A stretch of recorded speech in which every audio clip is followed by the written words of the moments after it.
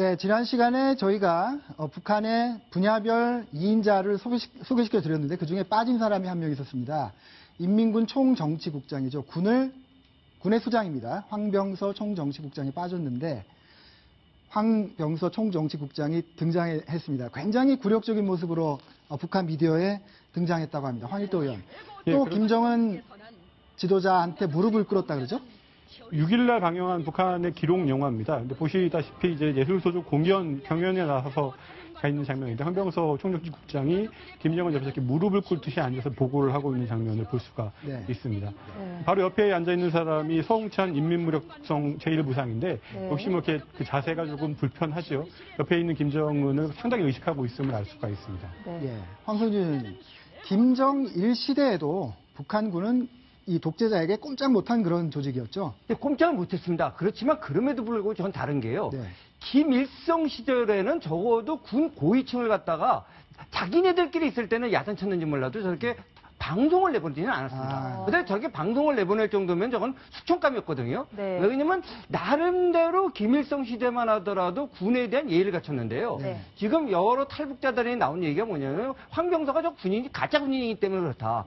황병서가 보면 경력을 보면 야전군 출신이 없습니다. 그러니까 우리는 정훈 장교만 쭉 하다가 이제 최고 장군이 됐는데 진짜 저는 저런 장면이 오히려 좀 북한에서 오히려 많이 강조가 돼갖고 일선에 있는 북한 그 인민군 장교들이 진짜 분노를 느끼게 하면 좋지 않을까 하는 생각도 해봤습니다. 실제로는 분노를 느낄 텐데 표현을 할 수가 없겠죠.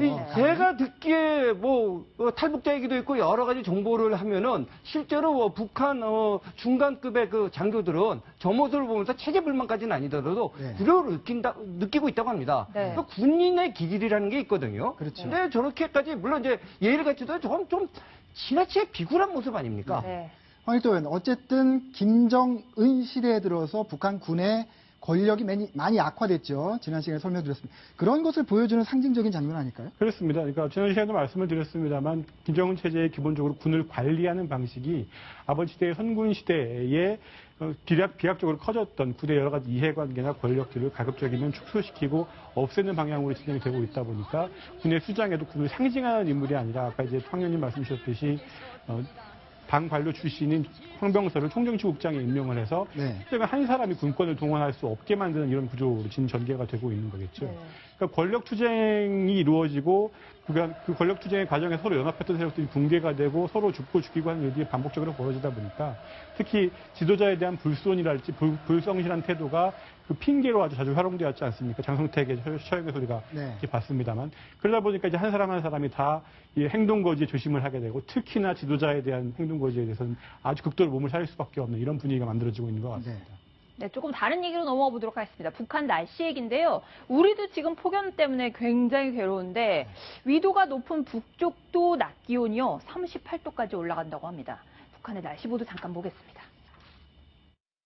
해산 38.3도, 경웅, 소풍 37.8도, 온성 37도를 당일 최고 기온으로서는 기상 관측일이 가장 높았습니다.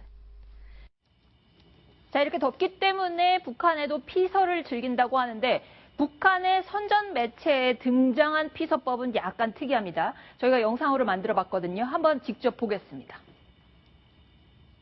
안녕하십니까. 우리 지림 항공그룹을 찾은 여러분들을 열렬히 환영합니다. 즐거운 항공비행이 여러분들을 기다리고 있습니다.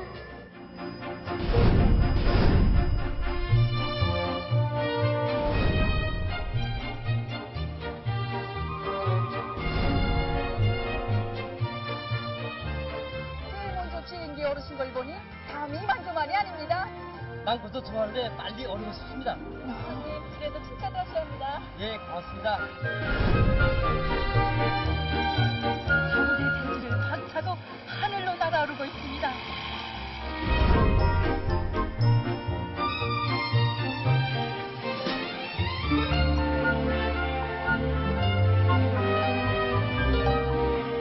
소명 긴장에 들어있습니다. 처녀 비행사들이 비행기를 못 타니까 얼마나 긴장하던지. 그런데 막상 타보니까 이거 비행기를 탔다는 기분보다는 내가 하늘의 색깔에서 홀홀 나는 쾌감이 더란 말입니다.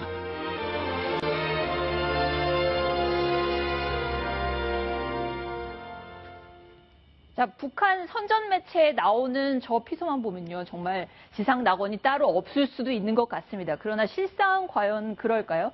자, 그건 말고 선전 매체에 등장한 다른 북한 노동자들은 땡볕에서 정말 뻘뻘 일을 하고 있다고 합니다. 200일 전투 계속되고 있거든요. 네. 직접 한번 들어보겠습니다.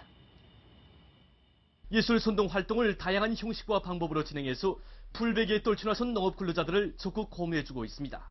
이것 도의 풀베기 성과는 날을 따라 높아지고 있습니다. 네, 황승준 어떤 인민은 비행기를 타고 어떤 인민은 이 삼복 더위에 꼴을 베야 되네요. 그렇죠? 근데 그렇게 북한 체제가 너무 옥죄니까 계속 탈북을 하나 봐요.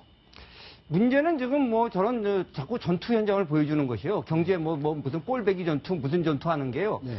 저게 사실은 이제 트랙터라든지 뭐 이렇게 농기구가 있으면 될 텐데 이게 없으니까 결국 인력으로 다 하면서 동원을 하는 거죠. 그렇죠. 그다음에 하다못해 건설 현장도 가보면은 바로 포크레인 몇 대 갖고 있으면 될 때를 갖다가 뭐 대학생들 동원해갖고 진짜 그야말로 삽질을 하고 있는 모습들을 보여주거든요. 네. 네. 근데 이제 탈북자 문제가 그런 것 같습니다. 과거에는 정말로 그들의 말대로 이제 고난행군에서 굶주려 죽는다 해서 굶주림을 면에서 남았는데요. 네. 한동안 탈북자 수가 그래서 좀 줄어들었었죠. 네. 근데 지금 다시 늘고 있는데요. 네. 지금 늘고 있는 것이 무슨 굶주림이 다시 생긴 건 아닙니다. 네. 그러니까 북한 경제가 근본적으로 변하지는 않았지만 이름하여 장마당 경제가 되면서 굶주림은 벗어나고 있거든요. 네. 그러는데 다시 탈북자들이 생기고 있는 걸 보면은요. 이제는 좀 자유라는 개념에 눈을 뜨면서 나오는 분들이 많이 생기고 있는 것 같습니다. 네. 근데 최근에 보면 뭐 탈북에 또 지금 나오고 있는 분들 보면은 지금 임신한 상태에서도 그야말로 이제 그 국경 넘어서 하려면 굉장히 어려운 지역인데요. 거기 네. 뚫고도 나오시고 뭐 이런 현상들이 계속 줄을 잇고 있습니다. 네. 자, 목숨을 걸고 자유를 찾아오는 사람들이 북한에서 계속 늘고 있는 것 같습니다. 김정은 체제 과연 얼마나 갈지